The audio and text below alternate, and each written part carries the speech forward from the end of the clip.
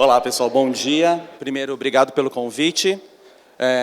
Sou o Marcelo Billi, só me apresentando rapidinho para vocês saberem com quem vocês estão conversando. Eu sou economista, com uma especialização em finanças, mas eu trabalhei minha carreira toda como jornalista, escrevendo sobre finanças e economia, né?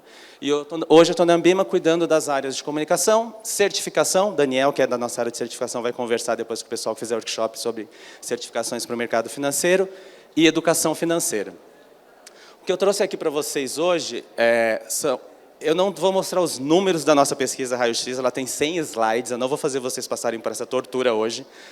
Eu trouxe algumas informações a respeito de como a geração Z, que acho que a maioria de vocês, né, investe ou não investe, e características que a gente encontrou na pesquisa, mais para estimular a gente a conversar, menos para tentar mostrar todos os dados, todas as informações, mas para estimular uma conversa sobre o que a gente vê de diferente entre as gerações. Primeiro, dois alertas, né? Essa é uma pesquisa com a população brasileira inteirinha, o que a gente vai ver aqui, com Datafolha, 5 mil entrevistados, né? Dá um quadro de como todos os brasileiros e brasileiras investem. Isso é média, estatística, vocês talvez não se enxerguem aqui, eu imagino que não, porque uma pessoa que está sábado de manhã num evento sobre investimento já tem um viés. Então, talvez vocês achem, Billy, isso aqui não sou eu, não, né? Eu invisto mais que isso, eu faço mais que aquilo. Mas isso aqui é o retrato da população brasileira, né? Não é só... vocês são um público um pouco enviesado quando a gente falar de investimento, só pelo fato de estarem aqui sábado de manhã, né? Tal. O outro alerta, que eu acho sempre importante, quando a gente está falando de gerações, não levem isso muito ao pé da letra, quando alguém fala, os millennials são isso, geração X é aquilo, quem nasceu... não é assim, né? É óbvio que cada geração tem experiências, passa por períodos históricos diferentes, aparecem novas tecnologias, né? Mas o ano em que vocês nasceram não vai determinar todo o resto da vida de vocês, a não ser para aqueles que acreditam em horóscopo. Aí o ano, mês, dia e hora faz sentido. Mas, para quem não acha que horóscopo, né, vale a pena parar para refletir mais, né? Sou millennial e eu me comporto assim, portanto, eu tenho que cuidar disso. Não é verdade, né? Isso são grandes traços, isso aqui não está escrito em pedra e não é o destino das pessoas, porque elas nasceram naquele ano, né? Então, vamos lá, eu vou passar rápido e depois a gente conversa um pouquinho, né? Vocês fazem perguntas, a gente conversa um pouquinho. Bom, a primeira coisa, aqui estão as gerações, né? Vocês estão aqui. Isso aqui é um pouquinho... A gente perguntou para os brasileiros, você investe ou não investe, né? E aí a gente dividiu por gerações. Isso aqui é a proporção de... No Brasil, só 1/3 das pessoas conseguem investir. Então, 1/3 dos brasileiros, né? E quando a gente olha para a geração de vocês, os millennials, 33%, um pouquinho, né? E a geração de vocês, 26% das pessoas, mais ou menos, da idade de vocês, investe, né? Isso na população brasileira, né? É pouco, é muito? Bom, gente, primeiro, os números do Brasil inteiro são baixos, não só do Brasil, tá? A gente às vezes olha e fala, nossa, como a gente é zoado, né, brasileiro.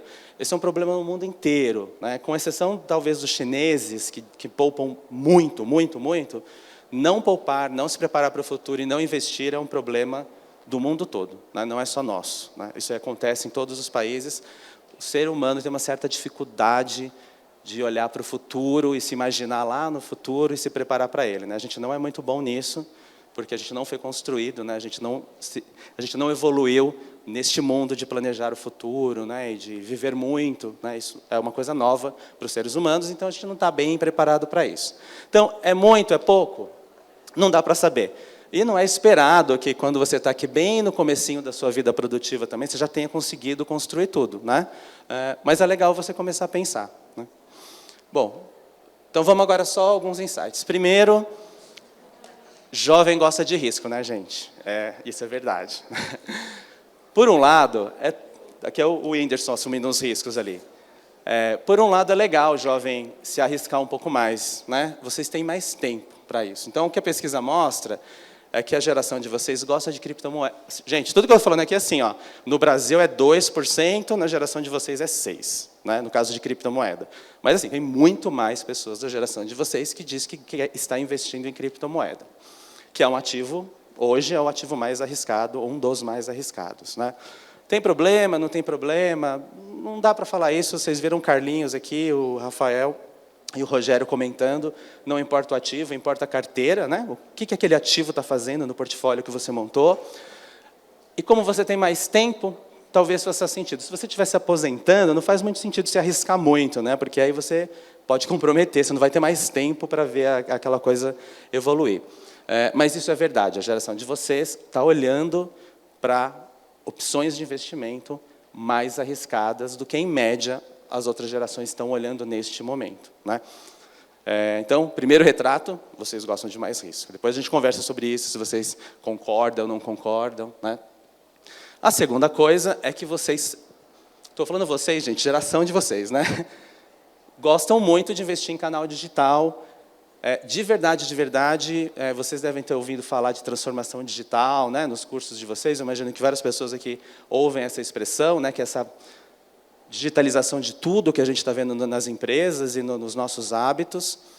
Mas, quando a gente olha, por exemplo, no mercado financeiro, nos usos de mecanismos digitais para fazer coisas, né, para fazer o banco, para investir, a geração Z é a primeira que realmente, na sua maioria, usa os canais digitais. Nem a geração anterior, que eram os millennials, que eles, né, achavam que eles eram os digitais, eles não usavam na proporção que a geração de vocês usa. Então, vocês estão nas telas, né?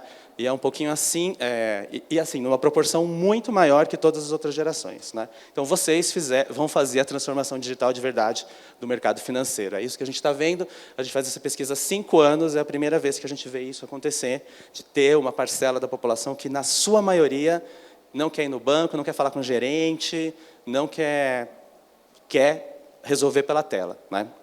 Isso é uma informação importante e tem alguns cuidados que a gente tem que tomar, eu falo lá no final da apresentação. Outra característica, quando a gente pergunta, né, por que você quer investir, o que você vai fazer, né, o que você está procurando quando você investe, né? Quanto mais jovem, a pessoa responde retorno, né? E quanto mais velho, segurança, né? Então, a geração de vocês está falando, eu quero retorno, eu quero retorno, eu quero retorno. Não estamos falando do objetivo de investir, né? Estamos falando assim, ó, o que você procura na carteira, tal. E o objetivo tem outras coisas. Ah, faz sentido? Não faz sentido? Faz, né, gente? Um pouquinho, porque você tem muito mais tempo, né? Quando você está mais velho, você não quer arriscar tanto, você precisa começar a voltar a caminhar para uma carteira mais segura, porque você vai precisar usar os recursos. Então, faz sentido. Por outro lado, uma coisa que o Carlinhos falou, e que a gente vê acontecendo muito nas empresas, vocês que vão entrar agora para o mundo profissional, né?